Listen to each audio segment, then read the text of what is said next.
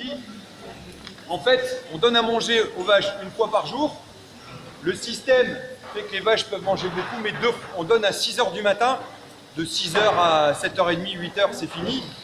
Mais à la fin de la traite, là, vers 5 h, il y a un gars qui va passer, qui va repousser la nourriture. Et à 11 h ce soir, le dernier qui part repousse aussi la nourriture. En fait, on a un gros pneu qui permet de repousser. Parce que si tu fais ça, au début, on l'a fait à la main. Ça, c'est un système, je suis à peu près sûr que vos profs seraient d'accord. Celui qui a moins de 8 de moyenne, il vient ici, imballer une pelle, et je suis sûr que la semaine d'après, il a 18. Parce que on peut passer un contrat, il y a un truc à faire. Non, non, on repousse ça avec un système. Les lots, là, donc dans le bâtiment, on a 6 lots. Il y a 6 groupes de 105 à 160 vaches à peu près. Donc chaque lot vit ensemble. Et on les emmène ensemble à la traite et ils reviennent au même endroit. La nourriture, il y a un qui posait la question tout à l'heure de la bouffe.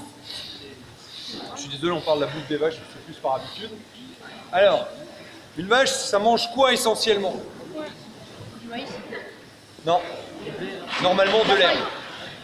De l'herbe, normalement. Alors malheureusement, on n'en produit pas assez, donc effectivement, le principal aliment, c'est du maïs.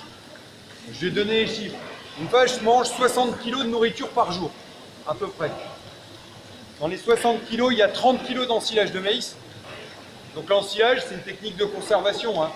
C'est on coupe le maïs en petits bouts et puis on fait un gros tas pour qu'il ne pourrisse pas. Il y a 6 kg d'ensilage d'herbe. Donc il y a aussi de l'herbe qu'on récolte pour leur donner. Après, nous, sur la ferme, on produit des betteraves sucrières. Vous savez ce que c'est, les betteraves sucrières? Vous en avez plein dans la région.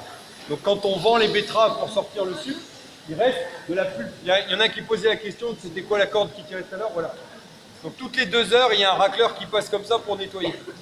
Bah où tout. Tout. Vous allez voir, ça tombe dans un caniveau après, puis après ça part vers les fosses alisives. Donc on met 10 kg de pulpe de betterave, donc c'est ce qui reste quand on a sorti le maïs. On met 5 kg de graisse de brasserie, c'est de la Heineken, c'est de la bonne. Donc en fait, pour faire de la bière, on a besoin d'orge et ce qui reste, voilà.